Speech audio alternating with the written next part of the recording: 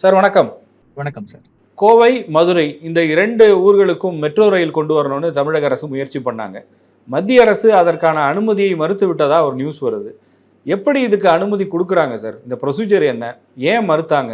இது இப்போ Madurai and Kovai metro rail திட்டங்களுக்கு ஒப்புதலுக்கான அந்த டிபிஆர் தயார் செஞ்சு சென்னை மெட்ரோ ரயில் அனுப்பிச்சாங்க. ஆனா அங்கிருந்து இப்போ நம்ம கேள்விப்படுற விஷயம், மெட்ரோ ரயில் பாலிசி 2017 பிரகாரம் 20 லட்சத்துக்கு குறைவா சென்சஸ் 2011 மக்கள் தொகை இருக்கிற நகரங்களுக்கு மெட்ரோ ரயில் செயல்படுத்துவது மிகவும் காஸ்ட் இன்டென்சிவா இருக்கும்.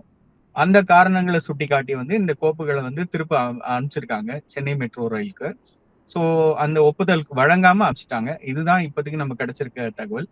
ஸோ குறிப்பா அவங்க சொல்றது, அந்த மக்கள் தொகை 2011 சென்சஸ் பிரகாரம் 20 லட்சத்துக்கு குறைவாக கோயம்புத்தூர் அண்ட் மதுரைக்கு இருக்கு அப்படின்னு சுட்டி காட்டியிருக்காங்க.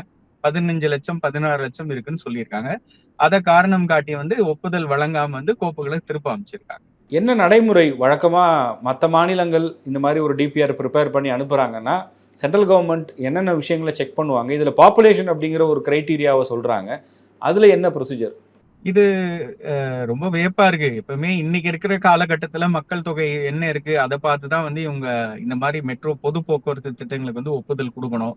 ஆனா எப்போ எடுத்த சென்சஸ், கிட்டத்தட்ட 15 ஆண்டுகளுக்கு முன்னாடி எடுத்த சென்சஸ ஒரு அடிப்படையில வச்சுக்கிட்டு மெட்ரோ ரயில் பாலிசி 2017 அதை இன்னும் ரிவைஸ் பண்ணாம அதையே சுட்டி காட்டுறாங்க. ஆனா மற்ற நகரங்கள் பாத்தீங்கன்னா, ஆக்ரா, போபால், பாட்னா நகரங்களுக்கு இதே 20 லட்சத்துக்கு குறைவான மக்கள் தொகை இருக்கிற நகரங்களுக்கு மெட்ரோ ரயில் ஒப்புதல் கிடைச்சிருக்கு. அதுவும் 2019 ஆண்டு கிடைச்சிருக்கு. அப்படி இருக்கும்போது ஏன் தமிழக மெட்ரோ ரயில் திட்டங்களுக்கு ஒப்புதல் கொடுக்கல அப்படின்றதான் வியப்பா இருக்கு. ஏன் ஒரு பாரபட்சமா இருக்கு அப்படின்றதான் தெரியல.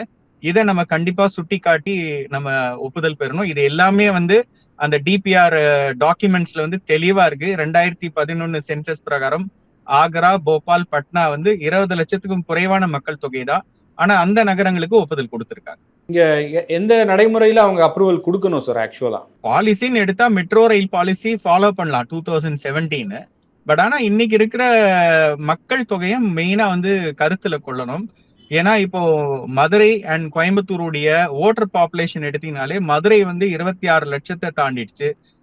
கோயம்புத்தூர் 30 லட்சத்தை தாண்டுது. அப்போ ஓட்டர் பாப்புலேஷனே இவ்வளவு அதிகமா இருக்க சொல்ல அங்க மக்கள் தொகை எவ்வளவு கூடி இருக்கும்.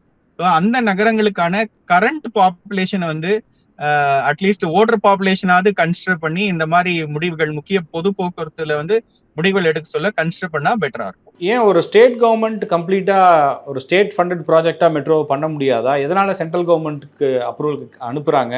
இதுல மத்திய அரசினுடைய நிதி பங்களிப்புங்கிறது எவ்வளவு இருக்கும்? பொதுவா மெட்ரோ ரயில் திட்டங்கள் பாத்தீங்கன்னா மத்திய அரசு மற்றும் மாநில அரசினுடைய பங்களிப்புல தான் செயல்படும். எல்லா திட்டங்களிலும் நேரடி பங்களிப்பு, நிதி பங்களிப்புன்னு பாத்தீங்கன்னா ஈக்விட்டி அண்ட் சபார்டினேட் டெப்ட். அதுல ஸ்டேட்டுக்கு 15%, மத்திய அரசுக்கு ஒரு 15% இருக்கும். மீதி இருக்கிற தொகை சமமா கடன் தொகையா பாஸ் த்ரூ அசிஸ்டன்ஸ் சொல்லி அது மூலியமா செயல்படுத்துவாங்க. அதுல லேண்ட் அக்விசிஷனும் ரீசெட்டில்மெண்ட்டும் நம்ம மாநில அரசு சார்ந்ததுதான். ஸோ அப்படி இருக்கும்போது அவங்க 50-50 ஈக்விட்டின்னு சொன்னாலும் டைரக்டான ஒரு கான்ட்ரிபியூஷன் ஸ்டேட்டுதும் சென்ட்ரல் கவர்மெண்ட்டும் பார்க்கும்போது 15%. ஆனா இது காஸ்ட் இன்டென்சிவ் நம்ம மதுரையும் கோயம்புத்தூரும் சொல்றது ஏற்புடையதா இல்லை. ஏன்னா இந்த திட்டங்களுக்கு செலவு பார்த்தீங்கன்னா கோயம்புத்தூர் மெட்ரோ ரயில் 10,000க்கு மேல ஒரு 300 கோடி தான் வருது. அதே மாதிரி மதுரைக்கு 11,400 கோடி. அதனால இதெல்லாம் பெரிய ஒரு காஸ்ட் இன்டென்சிவ் சிஸ்டம். நம்ம லைக் ரொம்ப அதிக காஸ்ட் இன்டென்சிவ் அப்படின்ற ப்ராஜெக்ட் நம்ம கிளைம் பண்ண முடியாது. இது ரொம்ப குறைவான செலவு தான்.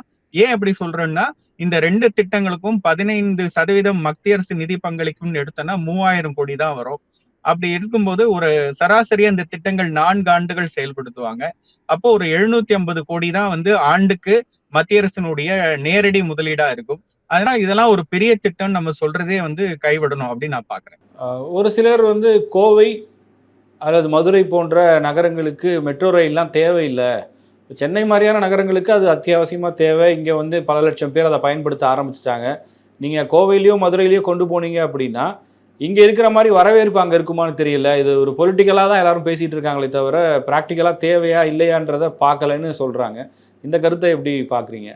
இல்ல இன்னைக்கு இருக்கிற நம்ம எல்லாருமே வந்து சாதாரணமா இருசக்கர வாகனங்கள் வந்து இருக்க நாளுக்கு நாள் அதிகம் பயன்படுத்துற மாதிரி இருக்கு நகரங்கள்ல.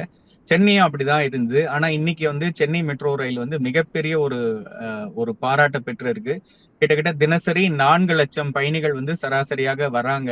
மெட்ரோ ரயில பயன்படுத்துறாங்கன்னு சொல்றாங்க. அப்படி இருக்கும்போது, அதே மாதிரி பெரிய நகரங்கள்ல வந்து கண்டிப்பா மெட்ரோ ரயில் வந்து தேவை. அதனால தான் மற்ற மாநிலங்கள்ல துணை நகரங்கள் அடுத்த 2ஆம் நிலையில இருக்கிற நகரங்கள்லாம் மெட்ரோ நிறுவ ஆரம்பிச்சுட்டாங்க. ஏன் இத நிறுவனம்னா, இது ஒரு தூய்மையான பொது போக்குவரத்து. அப்புறம் ஏர் கண்டிஷன்டு பொது போக்குவரத்து.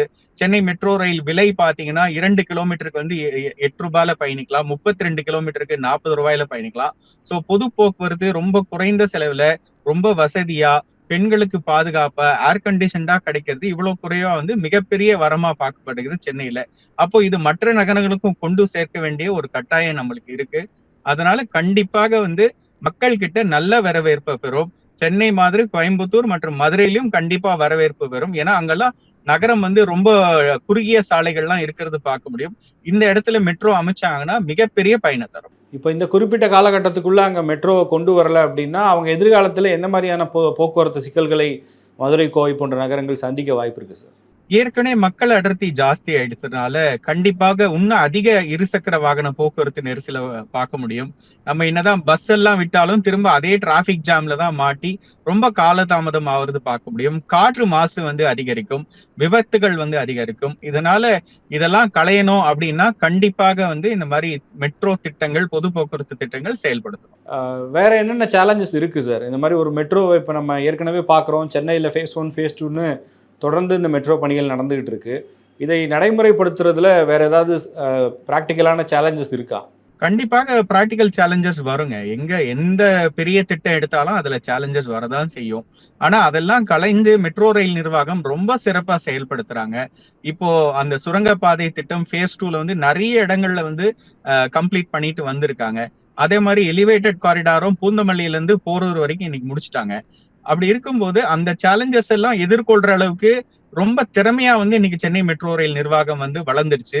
அதனால இப்போ அடுத்த கட்ட நகரங்கள்ல இதை செயல்படுத்தும் போது அவங்களுக்கு ரொம்ப எளிதா இருக்கும். அதனால பெரிய சேலஞ்சஸ் வராது. ஒரு சில விஷயங்கள்ல வரலாம். ஆனா அதெல்லாம் ஈஸியா வந்து சென்னை மெட்ரோ ரயில் நிர்வாகம் கையாண்டுருவாங்க. இப்போ இதில் நம்ம இப்போ கோவை, மதுரை மாதிரியான நகரங்களுக்கு இந்த மாதிரி பிரச்சனை இருக்கும்போது, சென்னையை ஒட்டி இருக்கக்கூடிய சபர்பன்ஸுக்கு மெட்ரோவை எக்ஸ்டெண்ட் பண்ணுற பிளான் எல்லாம் நம்ம கவர்மெண்ட்டுக்கு இருக்குது. டிபிஆராக இருக்கட்டும், இல்லை தொடர்பான செய்திகளாக இருக்கட்டும் வந்துக்கிட்டே இருக்குது. பரந்தூர் வரையும் மெட்ரோன்னு சொல்கிறாங்க. இந்த மாதிரி ஒவ்வொரு சபர்பனை நோக்கியும் மெட்ரோ கொண்டு வராங்க இல்லையா? அந்த ப்ராஜெக்ட்ஸ் எல்லாம் இதே மாதிரி நிறுத்தப்பட வாய்ப்பு இருக்கா? அதில் ஏதாவது பிரச்சனை வருமா? அது கண்டிப்பா நிறுத்தப்பட வாய்ப்பு இல்ல. ஏன்னா சென்னை நகரம் ஆல்ரெடி வந்து ஒரு 150 கிலோமீட்டருக்கு மேல மெட்ரோ ரயில் நெட்வொர்க் வந்ததுனால, டெல்லி போன்று இருக்க அந்த நெட்வொர்க்கோட இன்னும் நம்ம ஆட் பண்றோம். நிறைய மெட்ரோ ரயில் எக்ஸ்டென்ஷன்ஸ் கிரியேட் பண்ணோம்னா, நீங்க சொல்றபடி கோயம்பேடுல இருந்து பட்டாபிராம், ஆவடி, அதே மாதிரி சென்னை விமான நிலையத்திலிருந்து கிளாம்பாக்கம், சிறுசேரி வரை இதெல்லாம் நீட்டிக்கும் போது ஆட்டோமேட்டிக்கா வந்து பாத்தீங்கன்னா, இன்னும் அதிகமா வந்து மெட்ரோ பயன்படுத்துற வாய்ப்பு தான் ஏற்படும். அது பெரிய ஒரு நெட்வொர்க்கா மாறும். அதனால தினசரி இப்போ 4 லட்சம் பயன்படுத்துற சென்னை மெட்ரோ ரயில் கண்டிப்பாக ஒரு 10 லட்சத்துக்கு மேல வந்து மக்கள் வந்து தினசரி பயன்படுத்துவாங்க. இது மிகப்பெரிய ஒரு வரவேற்பை வந்து மக்கள் இடத்துல பெறும். இது அடுத்த கட்டமாக இது எப்படி கொண்டு போவாங்க சார்? இப்போ அப்ரூவல் வாங்கணும்னா, இப்போ பாப்புலேஷனை ஒரு கிரைட்டீரியாவாக வச்சுருக்காங்க இவங்க. ஃபர்தராக நம்ம அந்த பிளானை வாங்குறதுக்கு இப்போ ஒரு சில பொலிட்டிக்கல் லீடர்ஸ் என்ன சொல்கிறாங்கன்னா, இது ஸ்டால் பண்ணலை, ஒரு சில சந்தேகங்களை தான் மத்திய அரசு கேட்டிருக்கு அப்படின்னு சொல்கிறாங்க. அப்படி இருக்கும்போது ஃபர்தராக கவர்மெண்ட் இதை எப்படி கொண்டு போகும்? இதுக்கு கிரீன் சிக்னல் வாங்கணும்னா என்னென்ன விஷயங்களை இவங்க பண்ணணும்? கிரீன் சிக்னல் நம்ம ஏற்கனவே சொன்னதுதான். ஆக்ரா, போபால், பாட்னா போன்ற மற்ற நகரங்கள் வந்து 20 லட்சத்துக்கும் குறைவா இருக்கிற நகரங்களுக்கு வந்து அந்த மெட்ரோ ரயில் வந்து ஒப்புதல் கொடுத்திருக்காங்க. அதுக்கு டிபிஆர் அந்த ஒப்புதல் கொடுத்த டிபிஆர் கோப்புகள் இருக்கு. குறிப்பா மெட்ரோ ரயில் பாலிசி 2017ஆம் ஆண்டு சுட்டி காட்டும் போது இந்த திட்டங்களுக்கெல்லாம் 2019ஆம் ஆண்டுல தான் ஒப்புதல் கொடுத்திருக்காங்க. அதையே வந்து தமிழக அரசாங்கம் வந்து சுட்டிக்காட்டி இந்த கோயம்புத்தூர் மற்றும் மதுரை மெட்ரோக்கு வந்து ஒப்புதலை பெற முடியும். மேலும் வந்து பெரிய பொருட்செலவு இல்லாத திட்டம் அப்படின்றதையும் தெளிவா சொல்லலாம். ஏன் சொல்றேன்னா ஒரு 3000 கோடி தான் மத்திய அரசுடைய நிதி பங்களிப்பு 2 திட்டங்களுக்கும். அது சராசரியா 4 ஆண்டுகள் ஒரு மெட்ரோ திட்டம் செயல்படுத்த காலம் எடுக்கும் போது 750 கோடி தான் அதிகபட்சம் வந்து ஒரு திட்டத்துக்கு 2 திட்டத்துக்கும் சேர்த்தே செலவாகும். இதெல்லாம் ஒரு பெரிய பொருட்செலவே இல்ல. காஸ்ட் இன்டென்சிவ் ப்ராஜெக்ட் இல்ல. சோ இதுக்கெல்லாம் வந்து இதெல்லாம் வலியுறுத்தி சொன்னாங்கனாலே கண்டிப்பா அவங்க வந்து மத்திய அரசு ஒப்புதல் கொடுக்கணும். Okay sir. இப்போ இந்த லோன் வாங்குறாங்க இல்லையா, மெட்ரோவை கொண்டு வர்றதுக்கு லோன் ப்ராசஸும் இருக்குன்னு நீங்கள் சொன்னீங்க.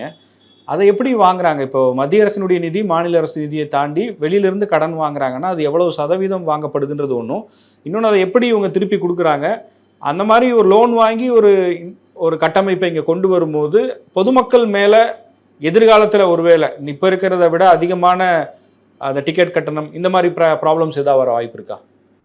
இல்ல இது வந்து லோன் வந்து பாத்தீங்கன்னா 70% பாஸ் த்ரூ அசிஸ்டன்ட் எக்ஸ்டர்னல் ஃபண்டிங்ல தான் வரும். அதுக்கான வருவாய் அந்த இன்ட்ரெஸ்ட் பே பண்றதெல்லாம் சென்னை மெட்ரோ ரயில் நிர்வாகம் தான் வந்து ஏத்துப்பாங்க.